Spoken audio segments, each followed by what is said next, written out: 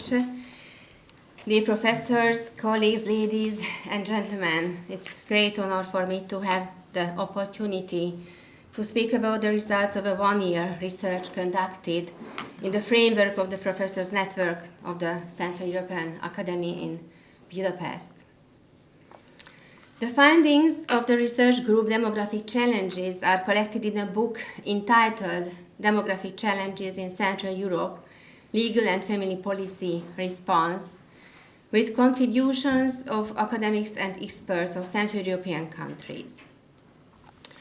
Europe is undoubtedly the cradle of culture.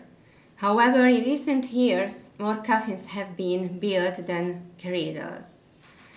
As the European Parliament has pointed out, while European Union residents made up some 13.5% of the global population in 1960, this figure had declined to 6.9% by 2018 and had increased to 9.3% by 2024.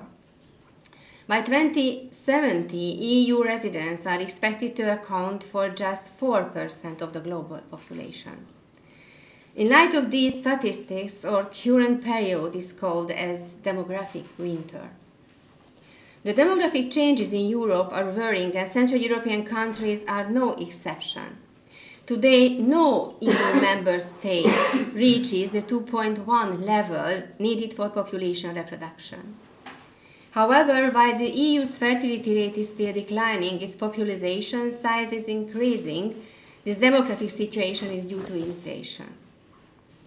Although the demographic problems affect the whole of Europe, this book emphasizes the specific features of Central Europe. Each country report provides an empirical discussion and analysis of the country's demographic situation and potential solutions for demographic winter. In the majority of cases, low fertility rates and the aging of the population appear to be the strongest source of problems. Therefore, the authors place significant emphasis on family support solutions and family policy. Our research and the present volume seek to answer the question of what measures and good practices can be used to turn the frustrating date defining the demographic situation in Europe and Central Europe into a more positive vision of the future. The entire research required an interdisciplinary focus. If one looks at the structure of this book, the volume comprises four main parts.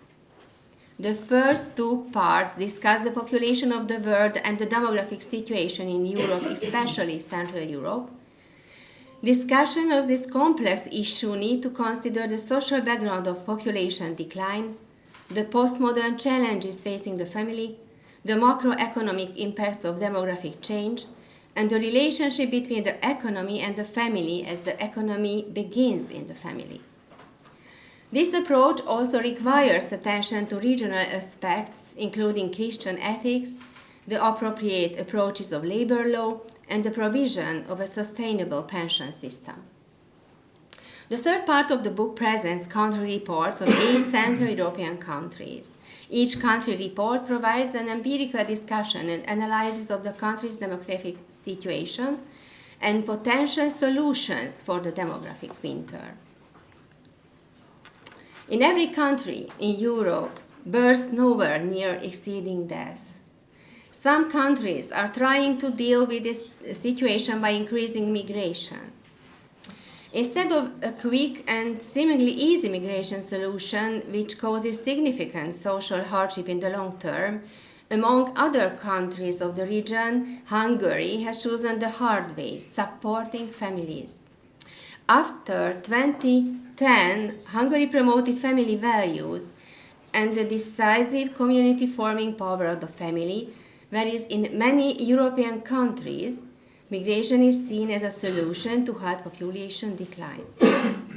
Family policy measures of the Central European countries can be categorized into the following groups: family support benefits, other tax and contribution benefits, home creation, family and work allowances, generational policy, family-friendly provisions in the pension system, and social security institutions supporting families. I would like to highlight two key important areas: the home creation allowances and the family and work allowances. Creating a family home is a key to ensuring that couples who want to have children feel safe and secure themselves and for their future children. In principle, the governments of several Central European countries recognize supporting the ability of young couples to create a home as one of the key elements of population growth.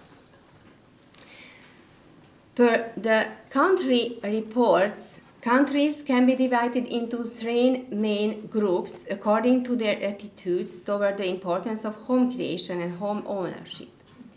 The first group includes countries where the specific status of the family home is emphasized by private law, but where there are no explicit demographic-oriented home creation programs.